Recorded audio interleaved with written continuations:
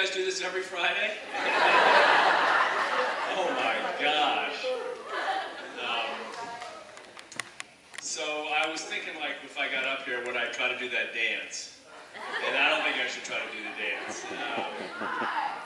Yeah, well, actually, you know, it's funny. I said to my daughter yesterday, I have a daughter who's a junior, and I said, I'm going to speak, I'm going to visit a high school. I didn't know I was going to speak. I was going to visit a high school tomorrow. And she says, oh, yeah, you know, which one? And I said, yours. And she, like got seizures. She's like, Dad, you can't come to my high school. I said, don't worry, I'm not going to your high school. I'm going someplace where I can make a kind of fool of myself and nobody will embarrass you. So I could try to do the dance. I could just talk about Cougar Pride. I could talk about how I wish I had Mr. Wooten's job. I could say, like you said, I gotta go here. All that struck me. I want to just tell one quick story that did occur to me, though. About 10 years ago, I was in a meeting with a big company. And we go to big companies a lot to say, will you give us money to help support Special Olympics around the country and around the world? And this one company in particular was giving a lot of money to the NBA and a lot of money to the Super Bowl and the NFL. So we went to them and said, we'd like money for our sports programs and our games and so on and so forth. And the guy sat across the table. He was a good guy, and he was saying, you know, Tim, you know, you've got a real challenge in marketing Special Olympics. And I said, well, I know it's challenging. He said, but he says, I don't think you realize, he said, with the NBA, kids want to be like NBA players. The word they used is, he said, they're aspirational figures. People want to be like them. He said, with your athletes, people don't want to be like a Special Olympics athlete. And I was listening to him. I know exactly where I was sitting, and I was looking at him, and I was thinking to myself, you just gave me my life's mission. You just told me in one sentence what my life's mission was. And it's to prove you wrong. I didn't say it, I should have, but I didn't.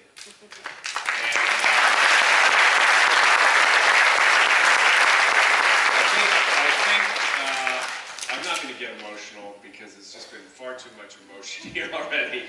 I don't think I can handle anymore. But I just want you to know, when I'm sitting here, I'm thinking to myself, if I could have painted a picture of what I wanted to do with my life, what I wanted to contribute to, what I wanted to learn from, what I wanted to be a part of, it would have been the last hour here. I taught in a high school for 14 years. I've visited high schools all over the world. I've visited high schools in China, in Japan, in Indonesia, in Singapore, in Kenya, in South Africa. I mean, I could just go on the number of schools I've visited. I've never seen anything like this. I've never seen So, I guess like Coach Ryan, I'm a little given to longer speeches, but I just want to make a point to you here that you've been given a gift. Everybody talked about it. You know, from the principal to the coach to the students, you all talked about the gift you've been given. And it's a really powerful gift. I won't try to elaborate on the power, but it's a gift that has responsibility. It's a gift that is not something that you can just keep to yourself. You can love it, you can cherish these friendships, you can value these times together, you can wear your jackets and be proud of the photographs and all that stuff, but it's got a responsibility too. Because I'm just telling you right now, I don't think there's 2, 3, 6, 8, 10 high schools in the world that get what you've got, if there's one.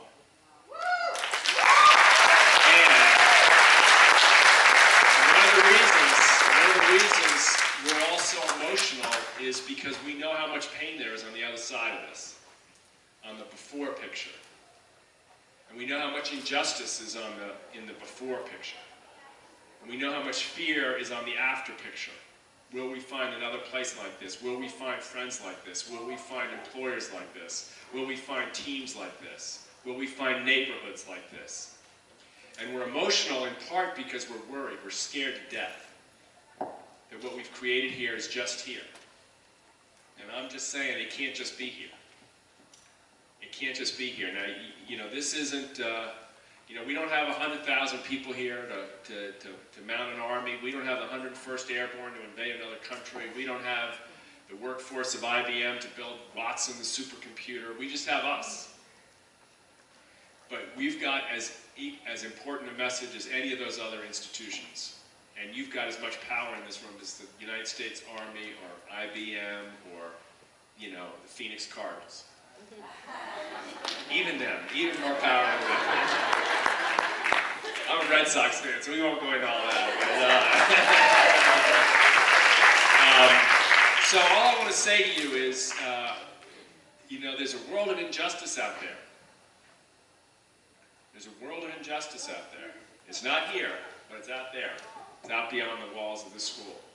And you guys have got to be people who, when the principal and the coaches and the teachers have retired and they're turning on the TV and they're 74 and they're fishing by the lake and they come in at night, they need to see you on the news, taking this fight to leaders of businesses, to leaders of civic organizations, to leaders of governments, to leaders of sports organizations, to demand that people pay attention to the lessons you've learned here. So I want to thank Todd and Tim, Special Olympics Arizona team, for welcoming me here. This is the highlight of my year, to be with you for just this hour. And I'll leave you with a quick story. It was really important to me. I was with my kids have all played unified in a community setting, not in their school. And so we have a unified basketball league, and my wife started it in our neighborhood about 10 years ago. So all my kids, I have 5 kids, the youngest is the junior, and the other ones are older, and they all played unified. And so we play in the winter, and in the winter back east, it gets cold and it gets snowy, and it's, you know, you guys won't ever come there, but if you ever do, it can be beautiful at times. But in January, to go out to the unified practice Saturday morning for your kids is sometimes you got to get them out of bed at 9 a.m. and we had to drive out to a special needs school where they gave us the gym, and it was kind of a haul. So one morning I'm driving back Saturday morning, and I had my 2 sons in the car. Sam was 12 and Tim was 15, and I said to them, you know, I'm kind of interested. Do you guys really like doing this? And they're like, yeah, you know, the radio's blaring, we're on the highway. Yeah, we like it, it's fun, it's a lot of fun. And I was like, you know, but seriously, I want to know what's really going on for you. Are you just doing this for your dad?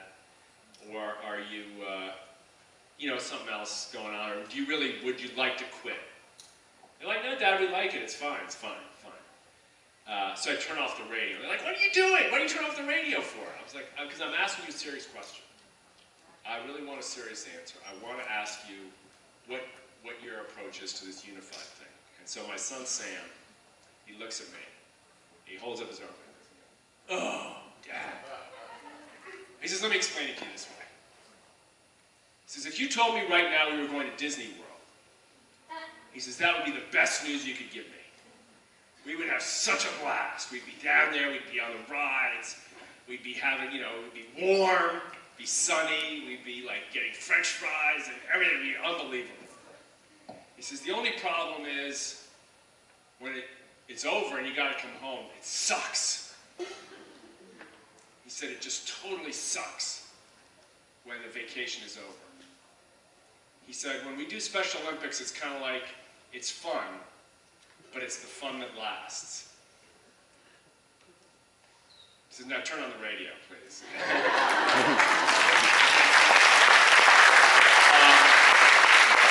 So, from my family to yours, that's a little glimpse into our story. We also, as a family, have found this kind of special thing, this fun that lasts. And sometimes it feels like we're in a cult. Sometimes it feels like we're in a religion. Sometimes it feels like we're in a movement. Sometimes it feels like we're in a political action committee. We're in all those things, and we're in all those things together. And I'm just really proud to be able to say that I'm in it with you guys, and that I feel like, even if it's just for one day, I'm a cougar today. So thank you all.